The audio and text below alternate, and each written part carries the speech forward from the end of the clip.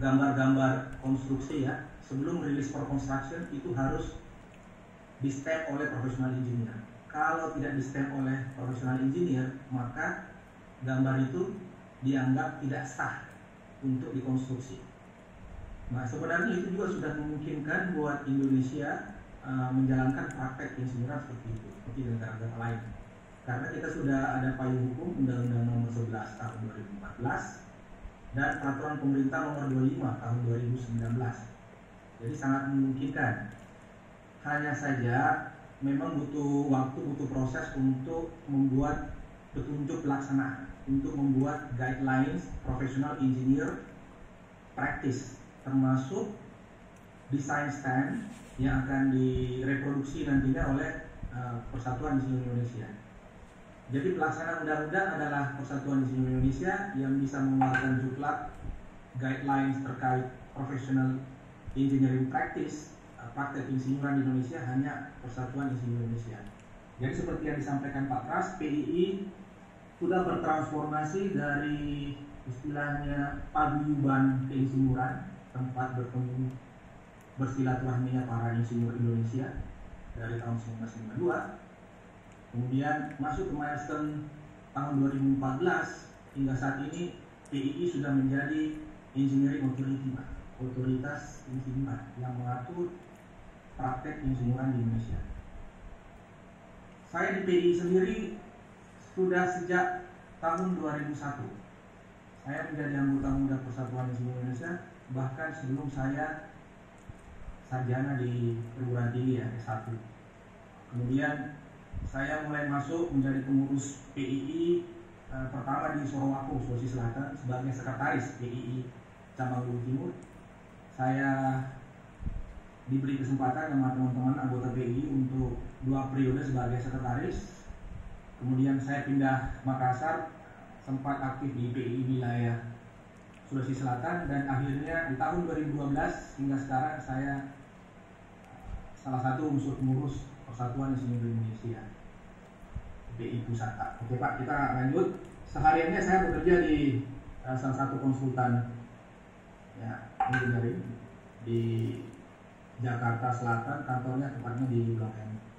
Di sesi kali ini ada beberapa teman-teman yang teman sekantor yang dampingi saya. Oke, ini saya skip aja ya. Kemudian agenda malam ini cukup banyak. Kita coba selesaikan dalam kurun waktu 45 menit persentase, kemudian kita lanjut dulu tanya jawab, nanti akan dimoderasi oleh Pak Insinyur Sudomo dari PII Cabang Batam. Oke, kita mulai dari definisi Pak, Ibu. Jadi seperti yang saya sebutkan tadi, stamp itu digunakan oleh profesional engineer untuk mengesahkan atau menguatkan ya, technical documents yang diproduce oleh engineer ataupun profesional engineer. Contoh-contoh technical documents itu bisa berupa gambar, dalam hal ini gambar-gambar yang akan dirilis for construction. Jadi kalau kita lihat ketika gambar, setiap ketika gambar itu kan ada 4 Pak yang bertanda tangan selain project manager. Yang pertama, di situ ada kolom atau baris drawn by, digambar oleh siapa? Biasanya drafternya yang menuliskan inisialnya juga bertanda tangan di situ. Kemudian check by lead designer atau lead drafter, juga bertanda tangan dengan inisialnya. Kemudian design by ini boleh oleh profesional engineer, boleh juga oleh engineer yang belum profesional engineer. Jadi didesain oleh engineer atau profesional engineer. Dan di baris bawah itu yang baris keempat atau kolom keempat itu review by. Nah ini reviewnya mesti oleh profesional engineer. Profesional engineer harus put stamp ya di kolom review atau reviewer.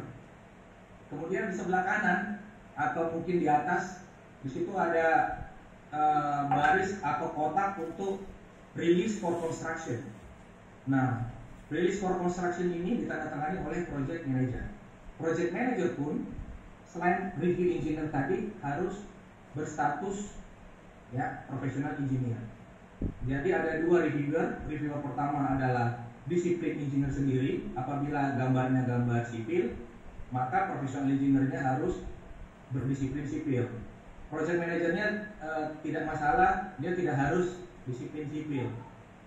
Tapi project manager yang kita harapkan adalah project manager yang multidisiplin of engineering. Misalnya untuk proyek-proyek oil and gas, proyek-proyek pembangkit, bisa saja project manajernya orang sipil, walaupun majority pekerjaan mechanical dan electrical. Tapi harapannya project manager itu karena dia multidisiplin, dia bisa memahami semua gambar-gambar terkait sipil, mechanical, electrical, instrumentation and control. Seperti itu Pak. Jadi ada dua yang minimum harus professional engineer, reviewer atau review engineer, yang kedua project manager. Lanjut technical specifications. Ini kita agak lama ya slide ini ya. Technical specifications itu biasanya dikeluarkan sebelum detail design ya, sebelum detail drawing, sebelum detail calculations dilakukan. Nah, technical specification ini juga bisa disiapkan oleh engineer yang belum berlisensi professional engineer atau oleh professional engineer sendirinya. Nah, apabila itu disiapkan oleh non-professional engineer, maka non-professional engineer ini tidak liable, tidak bertanggung jawab terhadap spesifikasi yang dia siapkan. Tetap yang bertanggung jawab, tetap yang harus menstempel di spesifikasi itu adalah professional engineer. Nah, itulah mengapa di luar negeri unlicensed engineer dan licensed engineer itu dibayar berbeda. Karena licensed engineer sah secara hukum untuk mengapprove, mengesahkan, mengendorse ya technical documents ya, sebagai bagian dari pelayanan ya profesional engineer itu sendiri.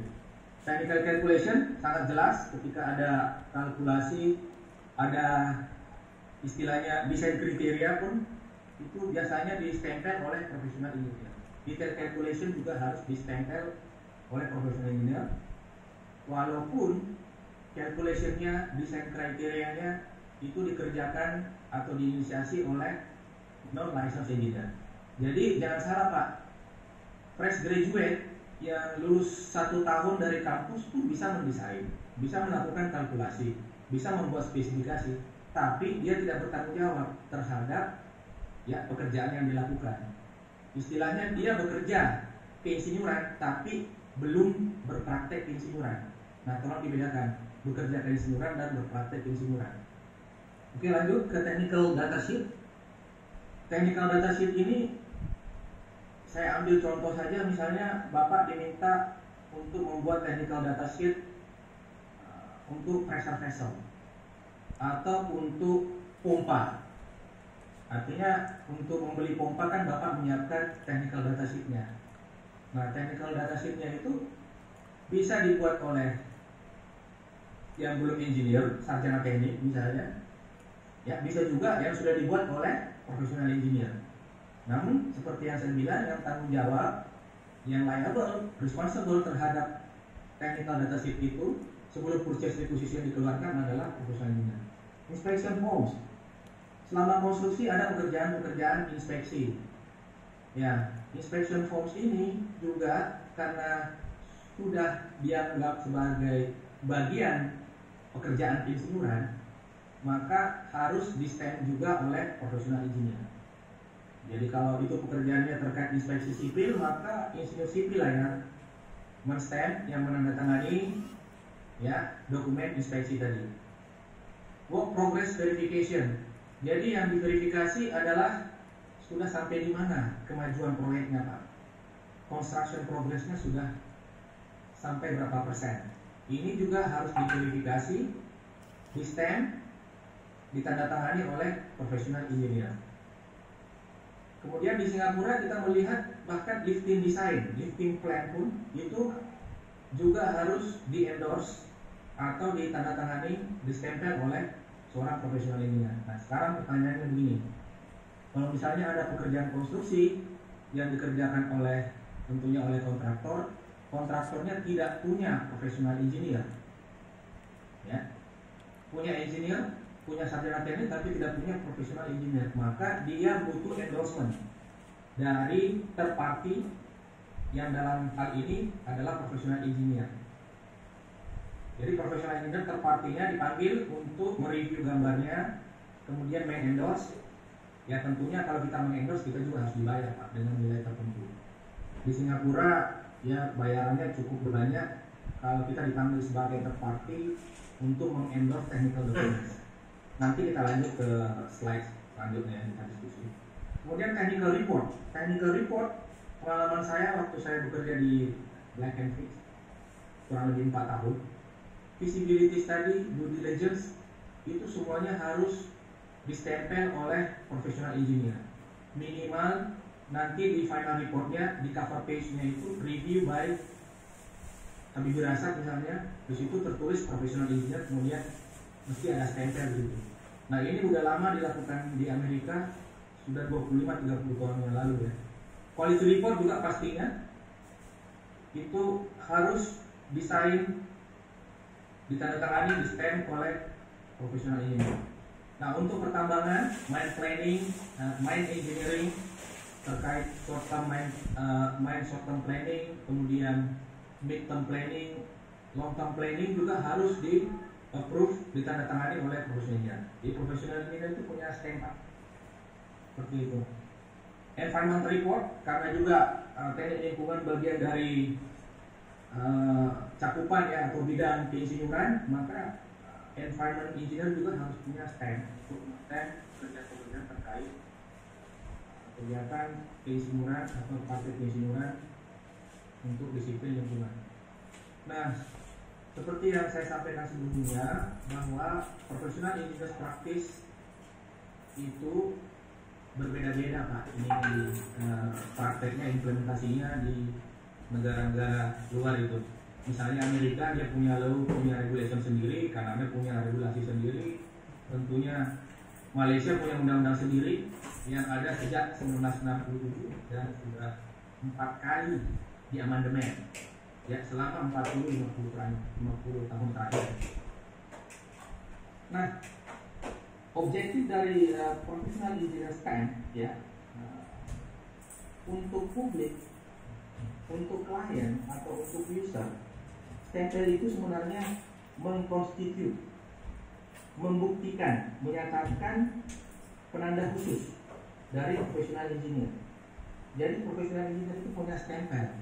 Stempel itu penanda khusus Pak, Ibu. Jadi di mana-mana kita berpraktek insinyuran, ketika keluar produk insinyuran dari seorang profesional engineer, ya, itu harus distempel. Itu artinya sah secara hukum, bisa untuk dikonstruksi, bisa untuk dilanjutkan ke fase selanjutnya, bisa untuk ditambang ya kalau di pertambangan. Kalau terkait aspek quality control, ya artinya sudah diverifikasi, tidak ada defect, ya kontraktor bisa melanjutkan ke step selanjutnya. Kalau misalnya ada defect, ada perbaikan, ya quality engineer yang berpraktek insinyuran yang memiliki sertifikasi profesional engineer harus menyatakan bahwa kontraktor kamu salah, ini ada tidak sesuai, ada diskrepansi antara di gambar dengan di lapangan, harus diperbaiki. Itulah tugas dari profesional. Jadi profesional stamp itu digunakan untuk mengidentifikasi semua pekerjaan yang disiapkan oleh atau di bawah supervisi atau di bawah review seorang profesional engineer sebagai bagian dari pelayanan profesional engineer sendiri diberikan kepada publik atau klien, kepada user, gitu Pak. Jadi saya ulang lagi, engineer profesional memiliki cap atau penanda khusus di dalam melakukan praktek lingkungan. Di beberapa negara seperti di Amerika, praktek insinyuran diatur oleh setiap state, setiap negara bagian. Contoh, Kansas punya aturan sendiri, punya undang-undang sendiri. Di Missouri State juga punya undang-undang sendiri terkait praktek insinyuran. Kalau Bapak ke Oregon, itu